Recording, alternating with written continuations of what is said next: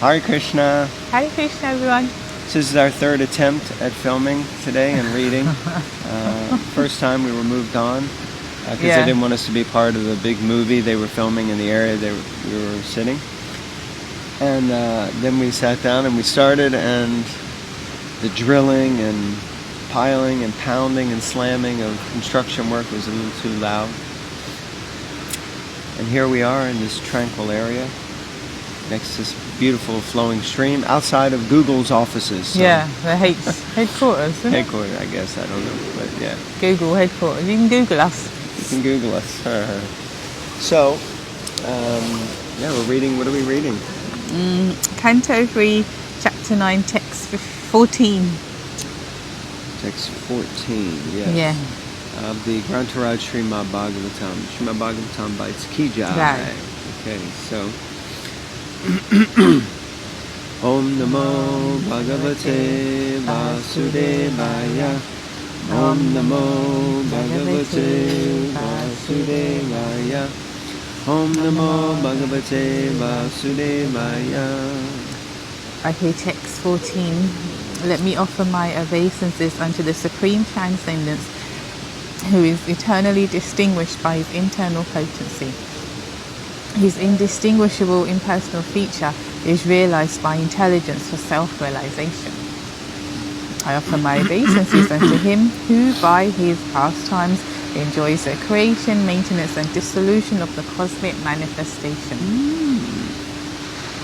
Prabhupada, the Supreme Lord is eternally distinguished from the living entities by his internal potency, although he is also understood in his impersonal feature by self-realized intelligence. Devotees of the Lord therefore offer all respectful obeisances unto the impersonal feature of the Lord. The word rasa is significant herein. The rasa dance is performed by Lord Krishna in the company of the cowherd damsels at Vrindavan, and the personality of Godhead, Garbhodakshay Vishnu, is also engaged in rasa enjoyment with his external potency, by which he creates, maintains and dissolves the entire material manifestation. Interesting. Indirectly, Lord Brahma offers his respectful obeisances unto Lord Sri Krishna, who is factually ever engaged in rasa enjoyment with the gopis, as confirmed in the Gopala Tapani Upanishad in the following words: Karandante so abuddhayata gopa avesha me purusha purastad avirbhavuva. The distinction between the Lord and the living entity is definitely experienced when there is sufficient intelligence to understand his internal potency, as distinguished from the external potency by which he makes possible the material manifestation. And your thoughts? Yeah, just like it said, we have to go deeper in order to understand the difference between us and the Lord. Like if you're only realizing him on his, like it says here, on the level of material manifestation, you can realize God. Like where we're sitting, you can look at this tree just behind the camera. You can just analyze that. How did it grow out of a seed? How does it know in terms of the seasons, when to grow, when to flower, when to die apparently, but it doesn't because it comes back. This, even the one leaf, the veins on the leaf, if you're humble enough, you could acknowledge there's a higher power. But what I understood from this was that in terms to really understand the difference or the distinction between the Lord and living entity, and to go deeper, we have to go into his internal potency, which is studying beyond his material greatness. Wow, that's amazing. Yeah, I was just thinking from the purports, two things. One is how Prabhupada mentions that Garbhodakshay Vishnu is also engaged in rasa or enjoyment, just like we often think of the rasa dance with Krishna, and that's primarily rasa and different mellows. But he's saying that there's a rasa between Garbhodakshay Vishnu and the material energy. I thought that was very fascinating. And then, of course, the last sentence where Prabhupada, he explains that The distinction between the Lord and the living entity, which is what you were talking about, is experienced when there is sufficient intelligence to understand the internal potency as distinguished from the external potency by which he makes possible the material manifestation. Just reminds me of the statement Prabhupada says, what is real intelligence or what is real knowledge? Real knowledge is knowing what is spirit, what is matter, and who is the controller of both. So that's real knowledge or real intelligence. What is spirit, what is matter, and who is the controller of both. Text 15.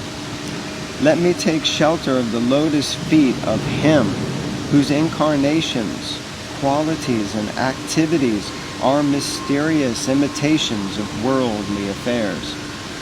One who invokes his transcendental names even unconsciously at the time he quits his life is certainly washed immediately of the sins of many, many births and attains him without fail. That's powerful, huh? Even if you unconsciously chant the holy names. So that's powerful. I mean, someone's leaving their body. Sometimes we have friends and family who aren't devotees, and if we're able to be present with them and just to chant, and they hear the holy name, and it says specifically he invokes his transcendental names. So if somehow the holy name is there when they're passing, then they're washed immediately of many, many births worth of sins, and they attain him without fail. It's pretty powerful. Actually, I'm going to highlight this. There's one devotee whose parent passed away recently, and they were able to get to be with them. Somehow they managed to make it to India to be with them in their final days. So yeah, and they got to chant with them, so that makes a big difference. Purport. The activities of the incarnations of the Supreme Personality of Godhead are a kind of imitation of the activities going on in the material world. Actually, I guess in one sense it's really the opposite. Us here are imitating the activities of the spiritual world, but Prabhupada puts it in a different way. He is just like an actor on a stage, but when he comes here, he's imitating us, you know. Just like an actor imitates the activities of a king on a stage, although actually he is not the king. Similarly, when the Lord incarnates, he imitates parts with which he has nothing to do. In Bhagavad Gita 4:14, it is said that the Lord has nothing to do with the activities in which he is supposedly engaged. Namam karmani limpanti name karma pale spriha. The Lord is omnipotent. Simply by his will, he can perform anything and everything. When the Lord appeared as Lord Krishna, he played the part of the son of Yashoda and Nanda, and he lifted the Govardhan hill. Although lifting a hill is not his concern. He can lift millions of Govardhan hills by his simple desire. He does not need to lift it with his hand, but he imitates the ordinary living entity by this lifting, and at the same time, he exhibits his supernatural power. Thus, his name is chanted as the lifter of Govardhan Hill, or Sri Govardhan Dari. Therefore, his acts and his incarnations and his partiality to the devotees are all imitations only. Just like the stage makeup of an expert dramatical player, his acts in that capacity, however, are all omnipotent. And the remembrance of such activities of the incarnations of the Supreme Personality of Godhead is as powerful as the Lord himself. Ajamil remembered the holy name of the Lord, Narayan, by merely calling the name of his son, Narayan, and that gave him a complete opportunity to achieve the highest perfection of life. Thoughts? I'm wondering why these people would have to come and sit here, because it does make a difference So when let's you're trying to be disturbed by them. That's my thoughts. Okay. So anyway, I think again it's amazing.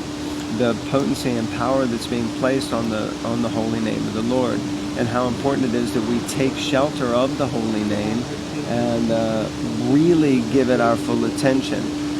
Realizing in my own personal life how easy it is that when we chant, it becomes a ritualistic affair where we're just mumbling.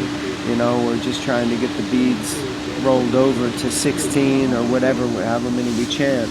But actually, we really, really need to take this chanting of the holy name seriously, because we see that at the time of death, at the end of our life, simply by having the name on the tongue, we can be delivered to be with Krishna. But it's not something that's going to come automatic. And we've seen even senior people, for their whole lives, somehow they wind up in situations where it seems like they're not able to chant. And on the other hand, people who, we see seem to have gone away from the process come back and get the mercy of chanting. So it's not something that's a given or that's automatic. So we have to really give our life to the practice and dedication of cultivating and the cultivation of the serious relationship with Krishna through the process of chanting His holy name. Yeah. Does that sound okay? Yeah. Yeah, it's true. It's the first thing that goes, I think. When we come to Krishna consciousness, people are attracted to the kirtan or the harinam, or they feel a sense of, this japa, what is it? And then we start chanting rounds and increase it slowly to 16, and you think, what an achievement. But it seems to be the first thing that gets watered down. At least maybe not go, that you may still continue chanting rounds, but it's more or less like a parrot, maybe even less than a parrot, So yeah, I think a lot of problems can be solved if we go back to basics and attentively chant, really attentively chant. We hear all the time about how God is a person, and when we chant His holy name, we're cultivating that relationship with Him. And when we start chanting, if like when we're, how it is, like if we start having a talk and I start doing this, scrolling on my phone, it's really, you're like, are you going to listen to me? Or are you going to, look at your phone? Pay attention. But Krishna is so kind that He's always there in His holy name. He's always there in our hearts. He's always prepared to make time for us. But we're so rude, arrogant, ignorant, that we ignore Him and we just get distracted and diverted. So how important it is that we actually really, when we're chanting, just focus on the holy name. And that goes for kirtan also. Kirtan sometimes can become frivolous, the devotees just running around, and they stop chanting and just start laughing and having fun, which is good. We should be having a good time. But at the same time, we're meant to be absorbing ourselves and hearing the holy name. So that's the idea. Yeah, when the kirtan gets to, you can tell when it gets too frivolous and mundane, because the music just goes on for the sake of it, and everyone's like just being silly and picking each other up and throwing them about. But it's like, is anyone listening to the holy name words? Yeah. Okay, let's try 16, because that's quite a long purport. Alright, 16. Your Lordship is the prime root of the tree of the planetary systems. This tree has grown by first penetrating the material nature in three trunks, as me, Shiva, and you, the Almighty, for creation, maintenance, and dissolution. And we three have grown with many branches. Therefore, I offer my obeisances unto you, the tree of the cosmic manifestation.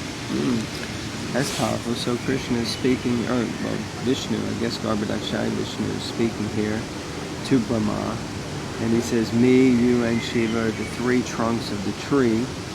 And we've grown with many branches. Therefore, I offer my obeisances unto you. I thought this was Brahma speaking. It's Brahma, Sorry, yeah. Please forgive me. Brahma's speaking. But he's speaking to Garbhodakshaya. Yeah. So that's you. That's the you. And, and Krishna is the me. Yeah. Or not Krishna. Brahma. Okay, purport. Yeah. The cosmic manifestation is grossly divided into three worlds, the upper, lower, and middle planetary systems, and then it broadens into the cosmos of 14 planetary systems with the manifestation of the Supreme Personality of Godhead as a supreme root. The material nature, which appears to be the cause of the cosmic manifestation, is only the agency or energy of the Lord. This is confirmed in Bhagavad Gita 9.10. Mayaya dakshinain praktri suyate sacharacharan. Only under the superintendence of the Supreme Lord does material nature appear to be the cause of all creation, maintenance, and dissolution. The Lord expands himself into three, Vishnu, Brahma, and Shiva, for maintenance, creation, and destruction respectively. Of the three principal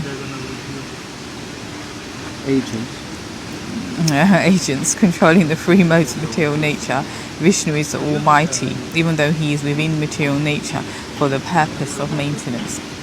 He is not controlled by the laws of material nature. The other two, Brahma and Shiva, although almost as greatly powerful as Vishnu, are within the control of material energy of the Supreme Lord.